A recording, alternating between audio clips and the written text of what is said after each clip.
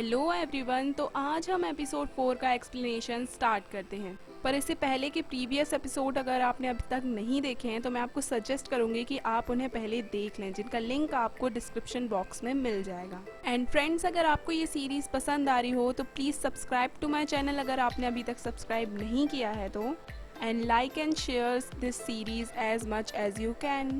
So let's begin with the explanation. तो हमें दिखाया जाता है कि सभी लोग मीटिंग में होते हैं और यूमिंग सभी को एक्सप्लेन कर रहा होता है एफएनसी टीम की क्वालिटीज़ को, जिनके अगेंस्ट आज उनका ट्रेनिंग मैच होने वाला होता है। सभी लोग मीटिंग में उनके अगेंस्ट अपनी स्ट्रेटेजी तैयार कर रहे होते हैं। फिर यूमिंग याओया को बताता है कि हो सकता है कि अपोजिट्स प्लेयर्स तुम्हारा फेवरेट शिकिगामी यानी कि गेमिंग कैरेक्टर को बैन कर दें, जिसे यूज़ करने के लिए और हैंडल करने के लिए तुम काफ़ी मशहूर हो। एक्चुअली में टमामो नाम का गेमिंग कैरेक्टर याओया का फेवरेट होता है और चाइनीज सर्वर में उसे नंबर 1 टमामो प्लेयर कहा जाता है, और याओया अधिकतर इसी शिकिगामी का यूज़ करती है किसी भी गेम को खेलने के लिए। इस पे चैंग उससे पूछता है कि क्या तुम टमामो के अलावा किसी और शिकिगामी का यूज़ करना जानती हो। ये सुनकर बाकी मेंबर्स कहते हैं कि क्या अगर उन्होंने इसे बैन कर दिया टमामो को खेलने से तो क्या हम अपना मिड सोलो प्लेयर खो देंगे। इस पे याओया उनसे कहती है कि तुम लोग चुप भी करो, मुझे बाकी सारे शिकिगामीज भी खेलने काफ़ी अच्छी तरीके से आते हैं। फिर इसके बाद हमें सीधा मैच का सीन दिखाया जाता है जहाँ पे अपोनेंट्स याओया का गेमिंग कैरेक्टर बैन कर देते हैं और इसके बाद याओया दूसरे कैरेक्टर के साथ खेलती है। फिर मैच स्टार्ट होता है और सारे मेंबर्स काफ़ी अच्छी तरीके से खेल रहे होते हैं। इस बार याओया टीम का ध्यान रखकर सबके साथ कोऑपरेट करके खेल रही होती है। तभी चैंग गेम के दौरान सभी को बेस में जाने के लिए कहता है ताकि वो अपोजिट टीम के ट्रैप में ना फंसे, पर याओया उसकी बात काटते हुए उससे कहती है कि नहीं, मैं उन्हें अभी भी हरा सकती हूँ, इसलिए सभी यहीं पे रुको। ये सुन के बाकी टीम मेंबर्स और चैंग उसे कोऑपरेट करते हैं और उसे बैकअप देते हैं, और इसी के साथ याओया काफ़ी एग्रेसिवली खेलते हुए मैच जीत भी जाती है। सभी लोग ये देखकर काफ़ी खुश होते हैं और याओया भी काफ़ी सेलिब्रेट करती है, पर के को ये पसंद नहीं आता है कि कोई भी डिसेंट गेमर इस तरीके से तो बिल्कुल नहीं खेलता। इसके बाद चैंग भी उससे कहता है कि तुम बहुत ज़्यादा इम्पल्सिव हो। इसके रिप्लाई में याओया उससे कहती है कि ये सब तो मैंने तुम ही से सीखा है, क्योंकि आखिर तुम ही तो मेरे आइडल हो। इस पे चैंग उससे कहता है कि तुम अभी भी मुझे जवाब दे रही हो। हाँ।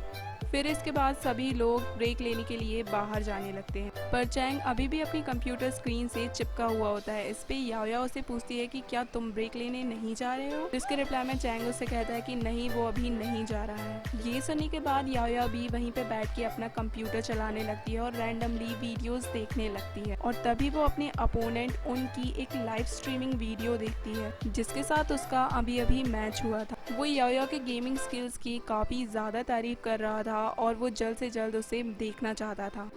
उस बंदे की कॉम्प्लीमेंट सुनकर मैडम जी काफ़ी ब्लश करने लगती हैं और ये बात चैंग नोटिस कर लेता है, और इसके बाद वो उठकर उसके पास जाता है और वीडियो को पॉज कर देता है और उसे कहता है कि तुम ये सारी वीडियोस देखना बंद करो, क्योंकि ये तुम्हें सिर्फ ओवर कॉन्फिडेंस से भर देंगी। ओके। इस पे याओया उससे कहती है कि वो बंदा मुझे कॉम्प्लीमेंट्स दे रहा है और यहाँ तक कि उसने तो मुझे बिना देखे ही प्रिटी भी कह दिया, तो मैं ये वीडियो क्यों ना देखूँ। हाँ।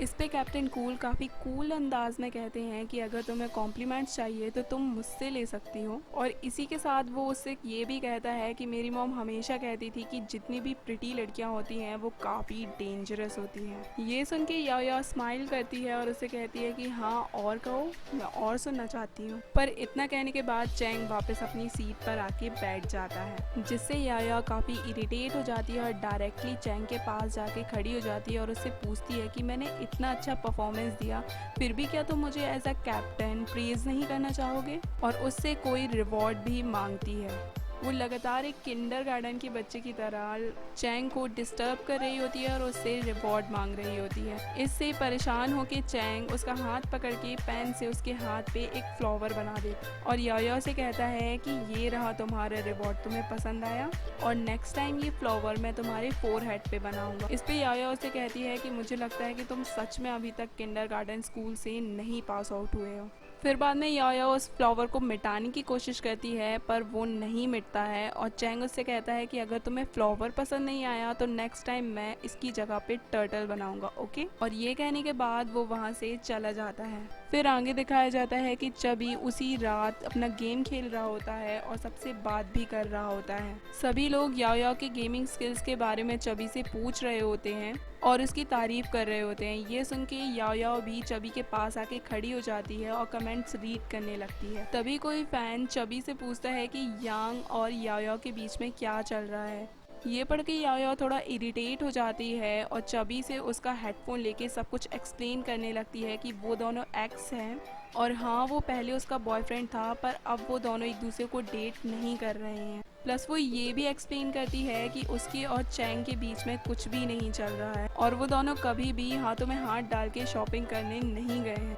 हालांकि चैंग भी उसकी सारी बातें वहाँ बैठा सुन रहा होता। फिर इसके बाद याओ आज के मैच के बारे में बात करने लगती है और वो कहती है कि सभी ने काफ़ी अच्छा परफॉर्म किया और वो चैंग की कुछ गेमिंग स्ट्रेटजीज को गलत कहने लगती है। ये सुनकर चैंग हंसने लगता है और उससे कहता है कि रियली मैं तुम्हारा कैप्टन हूँ तो मेरे अगेंस्ट बोल रही हूँ। इससे चैंग की आवाज़ भी हेडफोन से चली जाती है और सब लोग एक बार फिर से उन दोनों के बारे में बातें बनाने लगते हैं। फिर इस सब के बाद बाकी टीम मेंबर्स सबको सजेस्ट करते हैं कि आज उन्हें डिनर बाहर करना चाहिए ताकि वो अपनी जीत को सेलिब्रेट कर सकें। इस पे याओ चिल्लाकर कहती है कि आज की ट्रीट उसकी तरफ से। इस पे चैंग रुकता है और पलटकर कहता है कि ठीक है, बिल तुम पे करना। फिर हमें डिनर का सीन दिखाया जाता है जहाँ पर काफ़ी महंगा खाना आया होता है और याओ का देख के खाने का मन ही नहीं करता क्योंकि उसे इस सब के पैसे पे करने होते हैं। वो सबको मज़े से खाता हुआ देख उसे लगता है कि सब खाना नहीं बल्कि उसका पैसा खा रहे हैं। और तभी यूमिंग उससे कहता है कि याओ क्या तुम खाना नहीं खाओगी? हाँ। इस पे बेचारी याओ कहती है कि मुझे अब भूख ही नहीं लगी। तो इसके रिप्लाई में चबी उससे कहता है कि चिंता मत करो, चैंग ने ऑलरेडी बिल पे कर दिया है तो तुम चाहे जितना खा सकती हो, ओके। ये सुनने के बाद तो याओ फुल चार्ज्ड हो जाती है और खाना ऑर्डर करती है ताकि वो खा सके। उसकी ये हरकतें देख के चैंग मुस्कुराता है और उससे कहता है कि शॉर्टी तुम्हें मीट ज़्यादा खाना चाहिए ताकि तुम थोड़ी और टॉल हो सको। इसके बाद मैनेजर रूई याओ से पूछते हैं कि आखिर उसने टीम ज्वाइन करने का डिसीज़न इतना सडनली कैसे ले लिया, क्योंकि मैच देखने से पहले तो वो टीम ज्वाइन करने के लिए मना कर रही थी।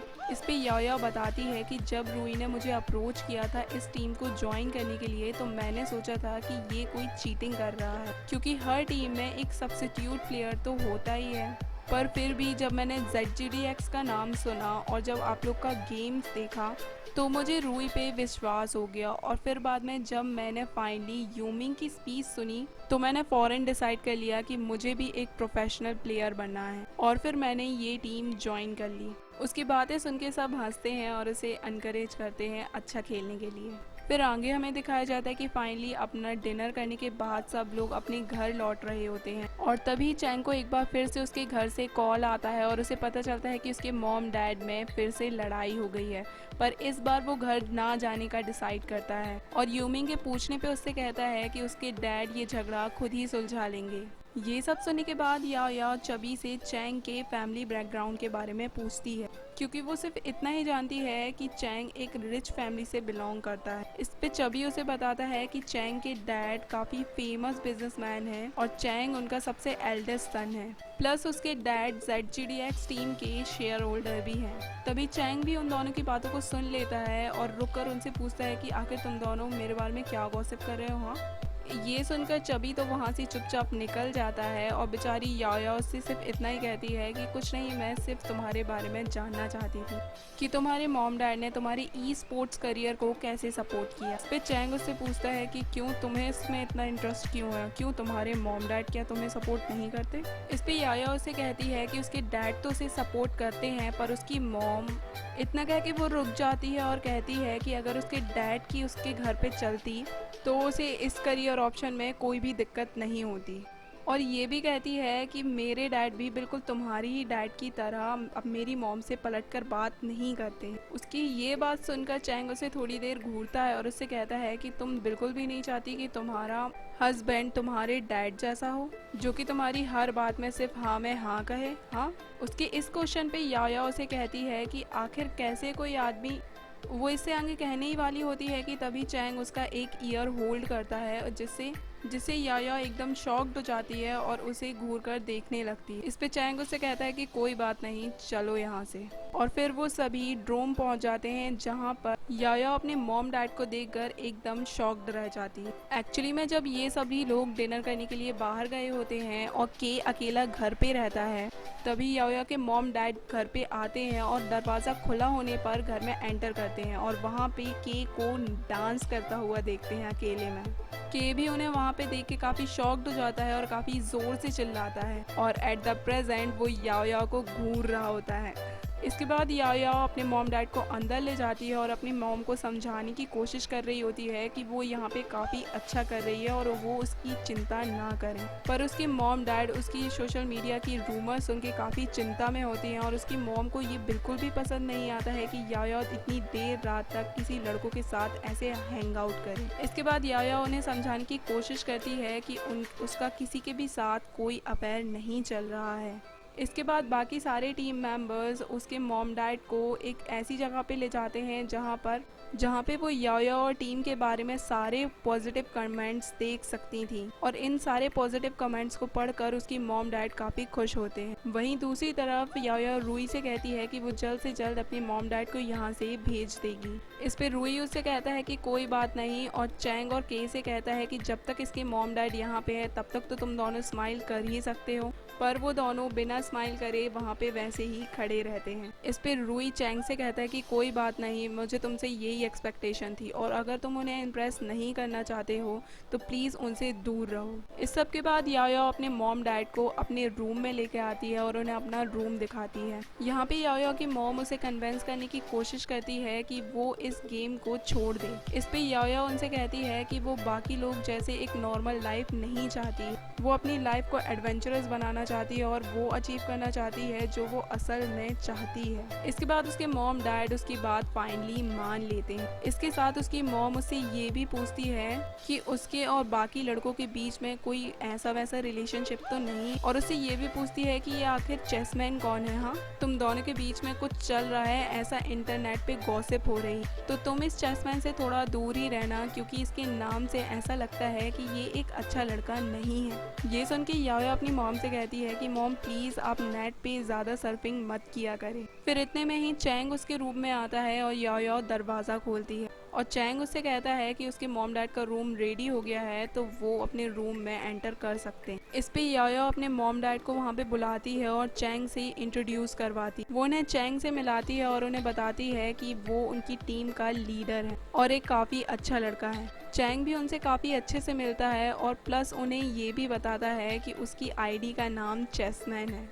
हालांकि वो ऐसा जानबूझ के करता है और याया की मॉम ये सुनकर थोड़ा शॉक्ड हो जाती है। याया भी उसका बिहेवियर देखकर थोड़ा शॉक्ड हो जाती है और उसे लगता है कि आखिर उसने अपनी आईडी का नाम मॉम को क्यों बताया। और फिर इसी के साथ हमारा एपिसोड यहीं पे एंड होता है।